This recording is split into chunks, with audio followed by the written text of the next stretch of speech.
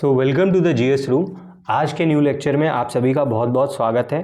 आज का जो लेक्चर है वो करंट बेस्ड होने वाला है, करंट अफेयर्स बेस्ड होने वाला है। लास्ट लेक्चर में हमने कुछ अगस्त की most important current affairs cover की थी, तो आज हम कवर करने वाले हैं कुछ मोस्ट इंपॉर्टेंट इंडेक्सेस, यानी कुछ बहुत महत्वपूर्ण सूचकांक जो कि हमारे एग्जामिनेशन पॉइंट ऑफ व्यू से बहुत ज़्यादा इंपॉर्टेंट है। चाहे वो कोई भी एग्जामिनेशन हो, चाहे आपका वो यूपीएससी हो, स्टेट पीसीएस हो, या कोई भी एसएससी सीडीएस या अदर वनडे एग्जामिनेशन हो, सब में ही ये इंडेक्सेस यानी सूचकांक पूछे जाते हैं। स्टार्ट करते हैं हम अपने आज का लेक्चर। जो हमारा पहला है वो है ग्लोबल इनोवेशन इंडेक्स 2024, तो यानी वैश्विक नवाचार सूचकांक 2024। ठीक है, तो ये कौन सी ऑर्गेनाइजेशन पब्लिश करती है? बेसिकली ये हमारी एक वीपो करके ऑर्गेनाइजेशन है, वर्ल्ड इंटेलेक्चुअल प्रॉपर्टी ऑर्गेनाइजेशन, वीपो, वो पब्लिश करती है। अब देखना है इसमें इंडिया की रैंकिंग क्या है। तो भाई इंडिया ने 39th रैंक को अचीव किया है आउट ऑफ 133 इकोनॉमीज़, यानी 133 इकोनॉमी, 133 नेशन में इंडिया की जो रैंक रही है 39th रही है। और इंडिया की रैंक में इम्प्रूवमेंट हुआ है। अगर लास्ट ईयर से हम कंपेयर करें, 2023 में इंडिया की रैंक 40th थी, तो इस साल इंडिया की रैंक में काफ़ी इम्प्रूवमेंट हुआ है। अब वहीं देखें टॉप जो आपकी रैंकिंग कंट्री है वो कौन है? स्विट्ज़रलैंड है हमारी। स्विट्ज़रलैंड को पहला स्थान मिला है और लगातार 14वें साल, ठीक है, लगातार 14वें साल स्विट्ज़रलैंड ने ग्लोबल इनोवेशन इंडेक्स में टॉप रैंकिंग हासिल की है। उसके बाद दूसरे नंबर पे हम देखेंगे स्वीडन रहा है, तीसरे नंबर पे हमारा यूएस रहा है। अगर हम वही लास्ट रैंकिंग की बात करेंगे तो जो हमारा अंगोला कंट्री है, जो हमारा अफ्रीकन नेशन है, वो सबसे लास्ट आया है। अब बेसिकली ग्लोबल इनोवेशन इंडेक्स से हम नापते क्या हैं? देखो, ग्लोबल इनोवेशन इंडेक्स जितनी भी देश होते हैं उनका बड़ा सहायक होता है ये बताने के लिए कि आपकी इकोनॉमी में, आपकी अर्थव्यवस्था में नवाचार यानी इनोवेशन का क्या रोल है। ठीक है, जब ये रैंक आती हैं तो ये जो कंट्री होती हैं उनको मदद मिलती है, उनके लीडर्स को, पॉलिसी मेकर्स को, बिजनेसमैन को मदद मिलती है ये जानने में कि भाई देखो हमारे देश में, हमारी इकोनॉमी में क्या रोल रहा है इनोवेशन का। ठीक है, क्या इनोवेशन करने से हमारी इकोनॉमी इंप्रूव कर रही है, अगर नहीं कर रही है तो कहाँ कहाँ हम लैकिंग पॉइंट है। सो एक डिटेल्ड रिपोर्ट होती है। लेकिन हमें अपने एग्जामिनेशन पॉइंट ऑफ व्यू से हमें क्या याद रखना है? बेसिकली हमें इतना याद रखना है, वनडे एग्जामिनेशन वाले वो याद रखें कि भाई कौन सी ऑर्गेनाइजेशन पब्लिश करती है, यानी वीपो पब्लिश करती है। देन इंडिया की रैंकिंग क्या है? 39th है, कितने में से? 133 इकोनॉमी में से। और टॉप रैंकिंग कंट्री कौन है और लास्ट रैंकिंग कंट्री कौन है? अगर आप इतना याद रख सकते हैं so it is more than enough, ये पर्याप्त है आपके लिए।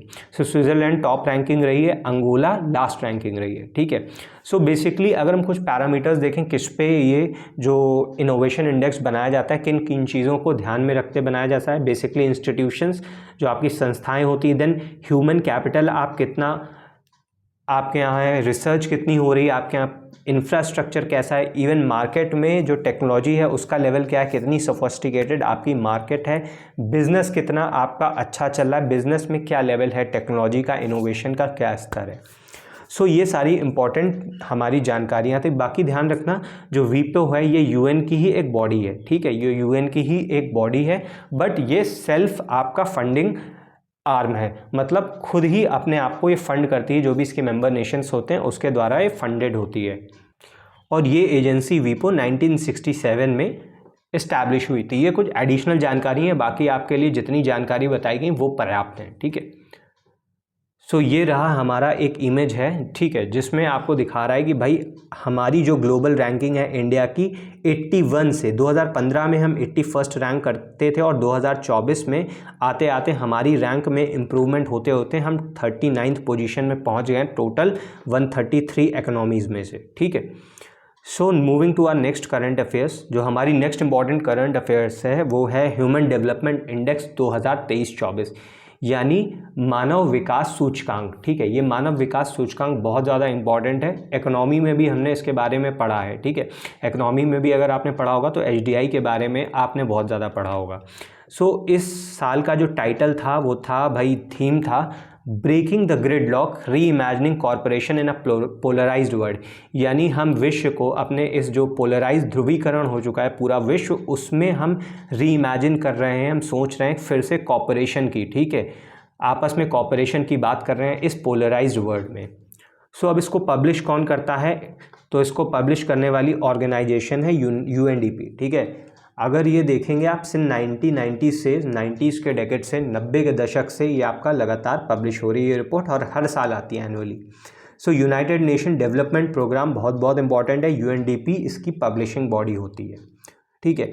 अब देखिए भाई इंडिया की क्या रैंकिंग रही है, तो हमारी जो रैंकिंग रही है वो 134 रही है, यानी हम 193 देशों में 193 देशों में से हमारी जो भारत की रैंकिंग रही है वो 134वें नंबर पर रही है। और हमारी जो लास्ट ईयर की रैंक थी वो 135 है, तो यानी हमने अपने लास्ट ईयर 2022 के कंपैरिजन में 2023 में हमने जो मानव विकास सूचकांक है HDI है उसमें इम्प्रूव किया है, ठीक है। सो टोटल स्कोर जो रहा वो हमारा 0.644 रहा, ठीक है। 0.644 हमारा स्कोर रहा है, तो यानी हमने इम्प्रूवमेंट किया। बेसिकली 0 से 1 तक, अगर आपने पढ़ा होगा 0 से 1 तक की स्कोर दिया जाता है इसमें, और जो 1 होता है यानी वो सबसे ज़्यादा HDI डेवलप्ड नेशन होते हैं, ठीक है। सो अगर हम टॉप 3 कंट्रीज़ पे देखें तो हमारा टॉप 3 कंट्रीज़ कौन थी, स्विट्ज़रलैंड था पहले नंबर पे हमारा, स्विट्ज़रलैंड रहा है 0.967 स्कोर के साथ। दूसरे नंबर पे हमारा नॉर्वे रहा है, तीसरे नंबर पे हमारा आइसलैंड रहा है, ठीक है। आपकी ये ज़्यादातर स्कैंडिनेवियन कंट्रीज़ हैं वो टॉप मोस्ट रैंक्स पे रहती हैं। रीज़न बीइंग कि वहाँ पॉपुलेशन इतनी कम होती है कि उनका डेवलपमेंट बहुत अच्छे तरीके से हो सकता है। उनको एक छोटी पॉपुलेशन को पालना होता है, तो उनके यहाँ पे इतने चैलेंजेस नहीं होते हैं, जस्ट लाइक इंडिया जहाँ पे अराउंड 1.5 बिलियन के आसपास की पॉपुलेशन होने वाली है, ठीक है।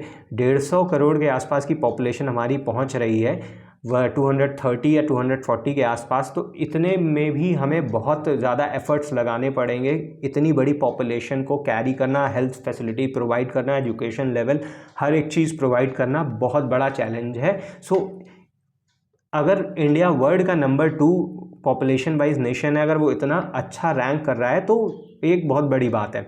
लोग कहेंगे नहीं यार ये देखो कितना बुरा रैंक है, 134 है, कहाँ स्विट्ज़रलैंड कहाँ नॉर्वे।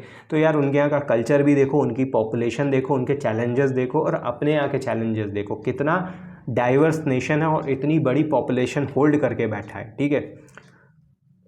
सो बॉटम 3 कंट्रीज़ हमारे पास कौन कौन सी हैं। बॉटम 3 कंट्रीज़ आप देख सकते हो कि भाई बॉटम 3 कंट्रीज़ में सबसे नीचे सोमालिया को, ठीक है, सबसे नीचे हमारा सोमालिया है 0.380 स्कोर के साथ, ठीक है, 0.380 के साथ सोमालिया है। उसके बाद हमारा साउथ सूडान है, देन आपका सेंट्रल अफ्रीकन रिपब्लिक है। तो सबसे नीचे जो आपका नेशन रैंक कर रहा है सोमालिया है, एस फॉर सोमालिया, और सबसे टॉप में एस फॉर स्विट्ज़रलैंड रैंक कर रहा है, ठीक है। अब कुछ देखो कि भारत का अगर हम HDI में ओवरऑल प्रोग्रेस देखें तो भाई टोटल 3 तरीके से पैरामीटर ध्यान रखना, ये रिपोर्ट 3 चीज़ें के बेसिस पे बनाई जाती है। पहला आपकी लाइफ एक्सपेक्टेंसी, ठीक है, लाइफ एक्सपेक्टेंसी देखी जाती है। उसके बाद आपका लिटरेसी लेवल देखा जाता है, लिटरेसी लेवल, और तीसरे लेवल पर आपकी पर कैपिटा इनकम देखी जाती है, ठीक है। लाइफ एक्सपेक्टेंसी रेशियो देखा जाता है, मतलब आपके देश में एक एक्सपेक्टेड, एक एवरेज लाइफ, एक आदमी कितने साल तक ऑन एन एवरेज उसकी लाइफ होती है, ठीक है। तो देखो इंडिया की एवरेज लाइफ एक्सपेक्टेंसी जो है वो 2023 में, ठीक है, इम्प्रूव हुई थी, ठीक है, इम्प्रूव हुई है, मतलब as compared to previous year हमारी जो लाइफ एक्सपेक्टेंसी है वो इम्प्रूव हुई है। देन हमारी जो ग्रॉस नेशनल इनकम है वो भी इम्प्रूव हुआ है, और हमारी जो लिटरेसी लेवल है, ठीक है, जो हमारा साक्षरता का दर है वो भी इम्प्रूव हुआ है। तो इंडिया ने ओवरऑल थोड़ा थोड़ा सभी तीनों इंडिकेटर्स में इम्प्रूवमेंट दिखाया। तो ये ध्यान रखना 3 इंडिकेटर्स होते हैं, आपकी एक लाइफ एक्सपेक्टेंसी, देन दूसरा आपका लिटरेसी लेवल, और पर कैपिटा इनकम। तो तीनों लेवल में ही हमने क्या किया है, अच्छा परफॉर्म किया है, ठीक है। So there is a rise in expected years of schooling reaching 12.6 पर इंडिविजुअल। मतलब अभी ना हर बच्चा क्या हो रहा है, कम से कम, ठीक है, 12.6 ईयर तो स्कूल अटेंड कर रहा है, मतलब इतने साल तो वो स्कूल जा ही रहा है, ठीक है। देन ये रहा भाई हमारा, ये आपका UNDP की ऑफिशियल साइट से लिया गया है, ये उसका फ्रेंच पेज है। So breaking the gridlock and reimagining corporation in a polarised world, ये इस साल का थीम था, ठीक है। तो ये one of the most important report है जिसके एग्जामिनेशन में आने के चांसेस बहुत ज़्यादा हैं। So please do remember it. अब हम मूव करते हैं भाई ग्लोबल हंगर इंडेक्स में, ठीक है, यानी ग्लोबल हंगर इंडेक्स 2024 आपका रिलीज़ हुआ। ये रिलीज़ किसने किया है भाई? ये पब्लिश करता है एक आपकी कंसर्न वाइल्ड लाइफ और वेल्थ हंगर लाइफ करके दो ऑर्गेनाइजेशन है, ये पब्लिश करती हैं, ठीक है। कंसर्न वर्ल्ड वाइड, ठीक है, concern world wide and wealth hunger life, ये एक ऑर्गेनाइजेशन है दो जो पब्लिश करती हैं। अब इंडिया की रैंकिंग की बात क्या है भाई? इंडिया का जो रैंक है इसमें 111 है। अब इस रैंक को बहुत अच्छा तो नहीं करेंगे बट लेकिन हाँ ये है कि जिस हिसाब से पॉपुलेशन है, देखो इंडिया वर्ल्ड का अगर वैसे देखें तो दूसरे नंबर का पॉपुलेटेड नेशन है, लेकिन अभी तो सेंसस नहीं हुआ। अगर सेंसस हो जाता तो शायद we have left the China behind, ठीक है, तो हम चाइना को पीछे छोड़ चुके होते। सो पैरामीटर्स क्या क्या देखे जाते हैं? देखो भाई, अंडर नरिश, ठीक है, आपके यहाँ अंडर नरिशमेंट, बच्चों का जो पोषण है वो कितने लेवल तक का पहुँचा है, ठीक है। चाइल्ड स्टंटिंग, चाइल्ड वेस्टिंग, ठीक है, चाइल्ड मॉर्टेलिटी, यानी बच्चा पैदा होते हुए 0 to 5 ईयर्स के बीच में तो नहीं उसकी डेथ हो जाती है। चाइल्ड इंस्टंटिंग है, मतलब चाइल्ड की जो एज है उसके हिसाब से उसकी हाइट कितनी है, हाइट कम ज़्यादा तो नहीं। देन चाइल्ड वेस्टिंग, यानी बच्चे की जो उम्र के हिसाब से उसका वेट कितना है। तो ये 4 पैरामीटर्स हम देखते हैं, एक अंडर नरिशमेंट, ठीक है, एक child stunting, child wasting and child mortality. तो ये 4 चीज़ों पे हम ओवरऑल ग्लोबल हंगर इंडेक्स को मेजर करते हैं, ठीक है। देन बेसिकली इसका काम क्या है? Evaluates hunger levels globally focusing on undernourishment and child malnutrition. Basically ऐसी रिपोर्ट पब्लिश करके हर एक नेशन को बताना होता है कि भाई देखो तुम्हारे यहाँ जो हंगर लेवल है इस देश में ये चल रहा है। सो किस किस एरियाज़ पे आपको इम्प्रूव करना है। Under nourishment, child stunting, child wasting या चाइल्ड मॉर्टेलिटी, इसमें आपको रैंकिंग दी जाती है कि भाई कितने परसेंटेज लोग आपके अंडर नरिश हैं, कितने परसेंटेज लोग स्टंटेड है, कितने परसेंटेज बच्चे आपके, ठीक है, चाइल्ड वेस्टिंग हो रखा है, और कितने यहाँ पे आपका मॉर्टेलिटी रेट है। सो अगर लास्ट ईयर के कंपैरिजन में देखो तो इंडिया की रैंक 107 थी, ठीक है। अभी इंडिया क्या है, बहुत अपने इवन देश पाकिस्तान, अपने पड़ोसी देश पाकिस्तान से भी पीछे, 102 नंबर पे है पाकिस्तान। बांग्लादेश आपका 81 नंबर पे, नेपाल 69 नंबर पे एंड श्रीलंका 60th नंबर पे है। देखो अब अगेन वही बात आती है कि जब इस रिपोर्ट को पब्लिश कर रहे हैं तो बाकी चीज़ भी हमें ध्यान में रखनी चाहिए, ठीक है, कि हमें ये नहीं देखना चाहिए कि यार देखो हमारा देश इनसे भी पीछा है। अगर आप करंट सिचुएशन देखो, पाकिस्तान, श्रीलंका, ठीक है, श्रीलंका ऑलमोस्ट क्राइसिस में, इकोनॉमिक क्राइसिस में जा चुका है, डेप्ट रिडन कंट्री है, ठीक है। देन पाकिस्तान की आप कंडीशन देख सकते हो, बांग्लादेश की कंडीशन देख सकते हो। सो यू कैन इमेजिन, अगर प्रैक्टिकली देखो क्या ये पॉसिबल है कि ग्लोबल हंगर इंडेक्स में, ग्लोबल हंगर के लेवल पे क्या ये हमारे से बेटर है? नहीं है। बट वही रीज़न है क्योंकि यहाँ पे इंडिया में जब पॉपुलेशन का एस्पेक्ट जुड़ जाता है ना तो ये सारी चीज़ें इंडिया को पीछे कर देती हैं। बट अगर हम ओवरऑल देखें ना तो इनसे हम कहीं ना कहीं बेटर रैंक करते हैं। सो अभी भी आप देख सकते हो भाई 2023 में ग्लोबल हंगर इंडेक्स जो निकला था, इंडिया 111वां कंट्री है। ये टोटल 125 देशों में से इंडिया की रैंक 111 है, ठीक है। So India has the world highest child wasting. Bharat में जो पूरे वर्ल्ड का अगर चाइल्ड वेस्टिंग रेट देखा जाए सबसे ज़्यादा है 18.7%, 18.7। चाइल्ड वेस्टिंग मतलब कि कोई बच्चा है उसकी उम्र के हिसाब से उसका वेट कितना है। सो देन अगर हम देखेंगे हमारे यहाँ 16.6% of the population under nourished है, ठीक है, इनको पोषक तत्व पर्याप्त मात्रा में नहीं मिल रहा है, ठीक है, ये कुपोषित है 16.6% आपकी पॉपुलेशन भारत की। और वुमेन को देखोगे, अगर वुमेन 15 से 24 साल की जो औरतें हैं उनमें एनीमिया के रेट 58% है। ये थोड़ा सा अलार्मिंग चीज़ है क्योंकि मोर देन 50%, 50 to 24 एज, 15 से 24 साल तक के जो औरतें हैं या जो वुमेन हमारी पॉपुलेशन है उनमें 50% से ज़्यादा अनीमिया, ठीक है, खून की कमी है 58%। ये काफ़ी अलार्मिंग रेट है। सो जो इंडिया का स्कोर था वो 28.7 था, ठीक है, 28.7 था 2023 में global hunger index. So I will not से कि ये एक बहुत अच्छा स्कोर है, बट हमें काफ़ी चीज़ें हमें इम्प्रूव तो करना ही है, वर्क करना है। हमें एनीमिया पे बहुत ज़्यादा वर्क करना होगा, ब्लड जो लेवल है उसमें इंक्रीमेंट करना होगा, उसको इम्प्रूव करना होगा। देन हमें बच्चों के जो अंडर नरिशमेंट है उस पर भी काम करना होगा। देखो बहुत सारी पॉलिसीज़ गवर्नमेंट हेल्थ सेक्टर में चलाती है, ठीक है, चाहे आप पोषण अभियान देख लो, चल रहा है बहुत एक वर्ल्ड स्केल पे और लार्ज लेवल पे ये प्रोग्राम चल रहा है जहाँ पे हम ये सारी चीज़ों को कम करने की कोशिश कर रहे हैं। सो ओवरऑल आपके लिए एग्जामिनेशन पॉइंट ऑफ व्यू से क्या है, कौन सी organisation concern wildlife and wealth hunger life ranking क्या है 125 देशों में भारत की, ठीक है, 125 देशों में से 111वीं है। सो ये रैंक इम्प्रूव नहीं है, पहले के कंपैरिजन में रैंक इंडिया का गिरा है। और दूसरी बात यह है कि पाकिस्तान, बांग्लादेश, नेपाल हमारे पड़ोसी देश से हमारी रैंक काफ़ी पीछे। सो ये सारी चीज़ें याद रखना, इसमें आप पैरामीटर्स याद रख सकते हो क्योंकि ये एग्जामिनेशन पॉइंट ऑफ व्यू से इंपॉर्टेंट हो जाती है। सो हमारा अगला मोस्ट फेमस इंडेक्स है हेनले पासपोर्ट इंडेक्स, ठीक है, ये बहुत चर्चा में रहता है। ये हमें ये बताता है कि भाई हमारे देश का पासपोर्ट किस नंबर पे रैंक कर रहा है पूरे वर्ल्ड में और कौन सा देश का जो पासपोर्ट है सबसे पावरफुल है, ठीक है।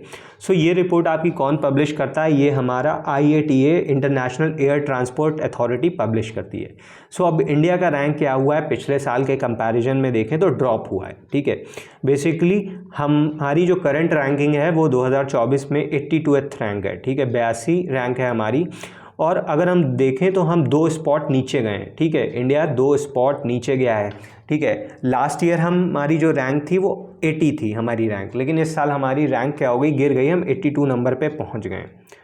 सो बेसिकली ये बताता क्या है कि ये आपका बताता है कि आप कितने देश, ठीक है, कितने देश वीज़ा फ्री जा सकते हो पूरे वर्ल्ड में, कोई भी कंट्री कितने देशों में वीज़ा फ्री जा सकती है, वीज़ा फ्री एक्सेस कहाँ तक है, किन देशों में। तो टॉप रैंकिंग देखें तो भाई सिंगापुर वंस अगेन हमारा सबसे पावरफुल नेशन बन गया है वर्ल्ड में, सबसे पावरफुल पासपोर्ट सिंगापुर का है। अगर आपके पास सिंगापुर का पासपोर्ट है किसी पर्सन के पास तो वो 195 देशन, ठीक है, 195 कंट्रीज़ बिना वीज़ा के जा सकता है, ठीक है। अब देखो भाई इंडिया में क्या है, इंडिया का रैंक तो गिरा ही है, 2 स्पॉट 80 से हम 82 पहुंच गए। तो हम कितने देशों के, हम 58 डेस्टिनेशन में, 58 देशों में हम हमारे देश के नागरिकों को वीज़ा फ्री एक्सेस है। मतलब हमारे देश का अगर इंडियन पासपोर्ट है किसी व्यक्ति के पास तो फिर वो 58 नेशंस जा सकता है बिना वीज़ा परमिट के, ठीक है। देन हम पॉपुलर टूरिस्ट स्पॉट देखें, जैसे इंडोनेशिया हो गया, मालदीव्स हो गया, थाईलैंड हो गया, ये ज़्यादातर वैसी कंट्री हैं जहाँ पे Indian passport holders most frequently जाते होंगे। आपने रिसेंटली देखा होगा मालदीव्स में जब मोहम्मद मुर्सी नए प्रेसिडेंट बने थे तो वहाँ पे इंडिया आउट कैंपेन चला था, लेकिन फिर अचानक से क्या हुआ, वहाँ पे बहुत ज़्यादा टूरिज़्म में ड्रॉप आ गया था, ठीक है। सो ये रहा भाई इंडिया का पासपोर्ट, भारत गणराज्य का, रिपब्लिक ऑफ इंडिया का पासपोर्ट। देन अगर हम देखेंगे सिंगापुर ने has claimed the title of the world most powerful passport, ठीक है। मतलब सिंगापुर का पासपोर्ट है किसी व्यक्ति के पास, वहाँ के नागरिक 195 नेशन बिना वीज़ा के पहुँच सकते हैं। उसके बाद फ्रांस, इटली, जर्मनी, स्पेन और जापान को देखें तो ये दूसरे नंबर पे हैं, दूसरे नंबर पे एक साथ आपके फ्रांस, इटली, जर्मनी, स्पेन और जापान, ठीक है, ये 5 नेशन दूसरे नंबर पे आते हैं। और ये इन देश के नागरिक 192 नेशन, 192 देश बिना वीज़ा परमिट के जा सकते हैं। देन अगर हम Austria, Finland, Iceland, Luxembourg, Netherland, South Korea और स्वीडन को देखेंगे तो इन देशों ने आपकी 3rd पोजीशन पे आ रखे हैं, ठीक है। सो इनको 191 नेशन में एंट्री है विदाउट वीज़ा। अगर हम पाकिस्तान की रैंक देखें तो इंडिया के पीछे है, 100वें नंबर पे है, कैसे है 100वें नंबर पे पता नहीं। अफ़गानिस्तान देखें तो अफ़गानिस्तान हमारा लास्ट है, ठीक है, अफ़गानिस्तान लास्ट है, जस्ट 26 नेशन में उसको वीज़ा फ्री अलाउड है, वो भी सबसे ज़्यादा अरब कंट्रीज़ होंगे। देन श्रीलंका को देखें तो 93rd पोजीशन पे है जहाँ पे 44 नेशंस अलाउड है। देन नेपाल 98th स्पॉट पे है। तो ये सारी चीज़ें हैं ओवरऑल, आपको इतना नहीं याद रखना है, आपको इंडिया की रैंकिंग याद रखनी है। बस ये याद रखना है कि अगर वनडे एग्जामिनेशन वाले हैं तो इंडिया की रैंक याद रख लो और टॉप मोस्ट पे कौन है ये याद रख लो। अगर आप पीसीएस वाले हैं या अदर डिफेंस या यूपीएससी है, स्टेट पीसीएस है, तब आपको ये ध्यान रखना है कि ये स्टेटमेंट इंडिया की रैंक में इंप्रूवमेंट हुआ है या डिक्लाइन हुआ है, तो गिरावट हुई है। देन आपको फर्स्ट, सेकंड, थर्ड प्लेसेस याद रखने पड़ेंगे और लास्ट प्लेस याद रखना। तो अफगानिस्तान हमारा आखिरी नंबर पे।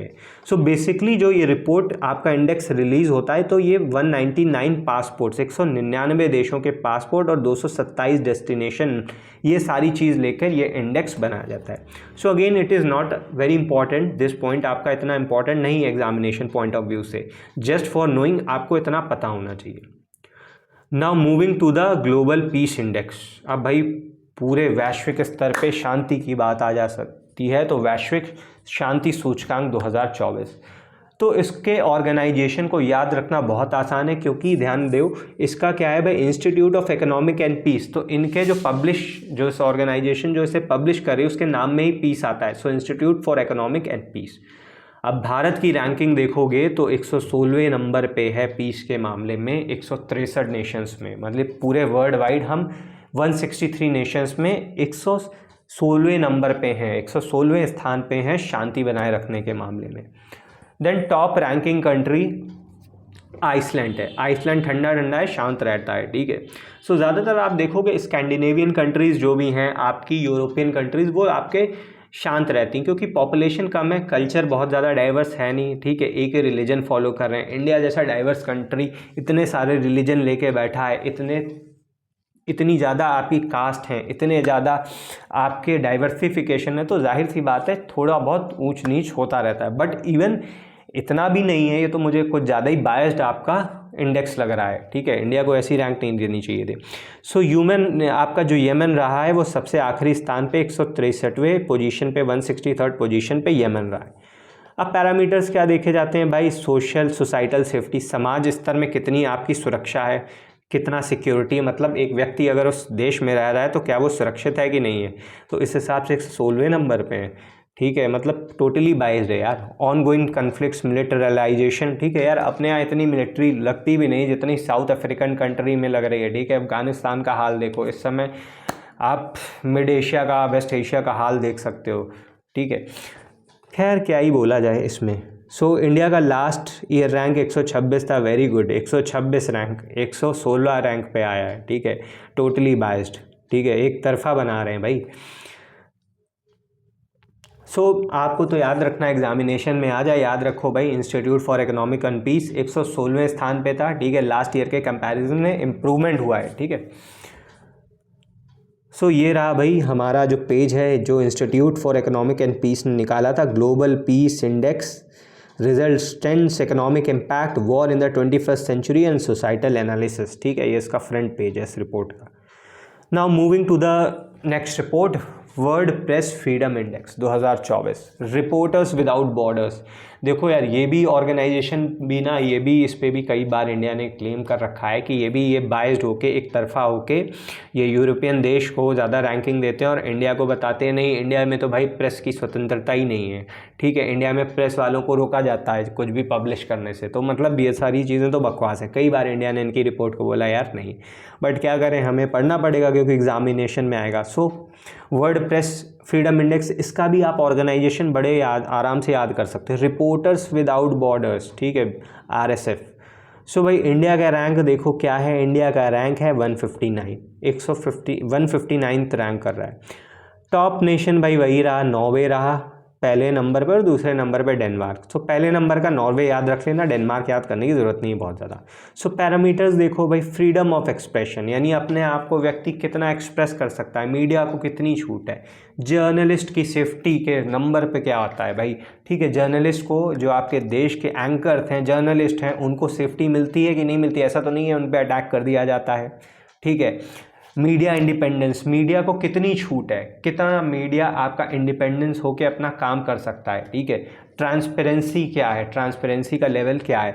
तो बेसिकली ये 4 चीज़ें आपके इन पैरामीटर्स पे रखी जाती हैं, ठीक है। इस रिपोर्ट का मेन मकसद क्या है, मेन मोटो है कि आपके देश में बताना कि भाई आपके देश में जो जर्नलिज्म का स्तर है, ठीक है, वो कैसा है, मतलब कोई लोगों को सेफ्टी, आराम से वो मीडिया कवरेज जो न्यूज़ है पब्लिश कर पा रहे हैं कि नहीं कर पा रहे हैं, उन पर कोई दबाव तो नहीं किसी प्रकार का सरकार की तरफ से या किसी और ऑर्गेनाइजेशन की तरफ से, जो वो रिपोर्ट पब्लिश कर रहे हैं वो बायस तो नहीं है, ट्रांसपेरेंट है कि नहीं, तो ये सारी चीज़ देखते हैं। इंडिया की रैंक इंप्रूव हुई है अगर हम लास्ट ईयर से देखें। 2023 में इंडिया की रैंक कितनी थी, 161 थी और 159 हो गई 2024 में, तो ये इम्प्रूवमेंट रहा है, ठीक है, 159 हो गए। अब ये बता रहे हैं कि भाई देखो, इम्प्रूवमेंट ज़्यादा खुश होने की बात नहीं है, इम्प्रूवमेंट इसलिए नहीं हुआ है, इम्प्रूवमेंट इसलिए हुआ है क्योंकि बाकी देशों की रैंक क्या हुआ है, बाकी रैंक क्या हुआ है, बाकी देश जो थे वो इंडिया से, मतलब उनकी रैंकिंग ख़राब हो गई तो इंडिया इस वजह से ऊपर आ गया है। बाकी आप देखोगे जो स्कोर है वो इंडिया का ड्रॉप हुआ है। मतलब सिक्योरिटी इंडिकेटर, जो सिक्योरिटी इंडिकेटर बता रहा था ना कि भाई कितने सेफ़ है हमारे यहाँ जर्नलिस्ट, तो उन्होंने कहा ना भाई हमारे यहाँ जर्नलिस्ट सेफ़ नहीं है। वेरी गुड, क्या है न्यूज़ है, ठीक है। सो इन्होंने कहा है भाई इंडिया की रैंकिंग खुश होने वाली बात नहीं है। इंडिया की रैंकिंग इसलिए इम्प्रूव हो रही है क्योंकि बाकी देशों की रैंकिंग ख़राब हो गई तो नीचे स्थान पे आ गए, इसलिए इंडिया उछल के 2 स्थान ऊपर पहुंच गया है, ठीक है। अब सबसे बॉटम जो वाला जो देश रहा है इरिट्रिया रहा है, ठीक है। इरिट्रिया छोटा सा देश है हॉर्न ऑफ अफ्रीका में, ठीक है। हॉर्न ऑफ अफ्रीका, अगर अफ्रीकन कॉन्टिनेंट का मैप आपने देखा होगा वो बॉटम लिस्ट में है और उसके जस्ट सीरिया उसके जस्ट आगे है एक पोजीशन में। सो ये है रहा आपका वर्डप्रेस फ्रीडम इंडेक्स का फ्रंट पेज, कुछ इस तरीके से दिखता है, पता ही नहीं क्या पब्लिश करते हैं। सो अगला है भाई क्लाइमेट चेंज आपका परफॉर्मेंस इंडेक्स 2024, ठीक है। अब ये हमारे वातावरण क्लाइमेट के बारे में है, ठीक है। तो इसको कौन पब्लिश कर रहा है भाई, इसको आपकी 2 संस्थाएं पब्लिश कर रही हैं। एक जर्मन 3 संस्थाएं पब्लिश कर रही हैं। एक जर्मन वॉच करके इंस्टीट्यूट है, एक न्यू क्लाइमेट इंस्टीट्यूट है और क्लाइमेट एक्शन नेटवर्क इंटरनेशनल। सो 3 इंस्टीट्यूट मिलकर इसको पब्लिश कर रहे हैं। बेसिकली ये आपका 63 कंट्रीज़ हैं और यूरोपियन नेशन है। अब यूरोपियन यूनियन में कितने देश आते हैं अगर किसी को पता हो तो कमेंट करना। तो ये आपका इस इंडेक्स में total 63 countries plus European union में जितने भी देश हैं उनको शामिल किया जाता है। अब ये बोल रहा है कि भाई ये जो देश हैं 63 कंट्रीज़ और यूरोपियन यूनियन है, ये पूरे वर्ल्ड का 90% ग्रीन हाउस गैस का एमिशन करते हैं। जो ग्रीन हाउस गैसेज हैं वो आपने एनवायरनमेंट में, पर्यावरण में ज़रूर पढ़ी होंगी, जैसे आपकी carbon dioxide, nitrous oxide, methane हो गया, वाटर वेपर हो गया। सो ये सारी गैसेज आपने पढ़ी होंगी। तो बेसिकली जो ये इंडेक्स बनाया गया है इसमें 63 देश और यूरोपियन यूनियन रखे गए हैं और बोला गया कि ये जो कंट्रीज़ हैं ना ये पूरे वर्ल्ड में 90% ग्रीन हाउस गैसेज फैला रही हैं। तो इंडिया की रैंकिंग देखो भाई, इंप्रूवमेंट आया, 7वें नंबर पे आई है इंडिया, ठीक है, 7वें नंबर पे आया है। डेनमार्क को देखोगे ना तो डेनमार्क रहा है 4थे स्पॉट पे। तो पहले स्पॉट पे कौन रहा है भाई, पहले 3 स्पॉट पे 1 2 3 कोई नहीं रहा है। मतलब वो कह रहा है कि फर्स्ट 2-3 कंट्री जो टॉप 3 रैंकिंग है इसको हमने किसी को दिया ही नहीं क्योंकि कोई भी लायक नहीं है, ठीक है। कोई भी देश लायक नहीं है कि टॉप 3 पोजीशन पे आ सके क्योंकि उन्होंने उसके पैरामीटर्स को फुलफिल ही नहीं किया है। तो ओवरऑल वैसे देखोगे तो डेनमार्क पहले नंबर पे है, ठीक है। But Denmark overall 4th position में, फर्स्ट 2-3 पोजीशन खाली रही। ये इंपॉर्टेंट आपके लिए एग्जामिनेशन में हो सकता है, ठीक है भाई। अगर जो यूपीएससी पीसीएस वाले हैं तो उसमें से ये स्टेटमेंट दे सकता है कि कोई भी कंट्री ने टॉप 3 रैंक्स में अपनी जगह नहीं बनाई है, ठीक है। So the first 3 overall position therefore remain empty. Denmark आपका 4थे स्थान पे, उसके बाद इस्टोनिया है 5th प्लेस पे, देन फिलीपींस है और 7वें नंबर पे भारत है। भारत ने लास्ट ईयर के कंपैरिजन में देखोगे ना तो हमारी लास्ट ईयर 8th रैंक थी, अब हम इम्प्रूव हो गए, ठीक है। अब इसमें क्या क्या आप ट्रैक करते हो। सो पैरामीटर्स देखो, हम 4 पैरामीटर्स लेते हैं। ग्रीन हाउस गैस एमिशंस लेते हैं, then renewable energy use, green house gas emission हम कितना एमिट कर रहे हैं, रिन्यूएबल एनर्जी हम कितना यूज़ कर रहे हैं, देन एनर्जी इफ़िशिएंसी, एनर्जी को कितनी अच्छी तरीके से इस्तेमाल कर रहे हैं हम, देन हमारे यहाँ की क्लाइमेट पॉलिसी कैसी है देश की, क्या हम क्लाइमेट को बचाने की कोशिश कर रहे हैं या नहीं कर रहे हैं, हम क्या उस पर ध्यान भी देते हैं या नहीं देते हैं। Then introduction tracks the performance of countries in their fight against their climate change. वही बात कि भाई ये आपकी रिपोर्ट ये बता रही कि कौन सा देश कितना सीरियस होकर क्लाइमेट के, वातावरण के सुधार के लिए काम कर रहा है, ठीक है। So this was overall India's rank. अब देखो जो मैंने आपको बताया ना, इसमें सबसे ज़्यादा वेटेज दिया जाता है 40% ग्रीन हाउस गैस एमिशन को सबसे ज़्यादा दिया जाता है। देन 20% क्लाइमेट आपके पॉलिसी को दिया जाता है, 20% एनर्जी यूज़ को और 20% रिन्यूएबल एनर्जी को। सो ये सबके लिए इम्पॉर्टेंट नहीं है, जो आपका यूपीपीसीएस या यूपीएससी वाले बंदे हैं वो याद कर सकते हैं इसको।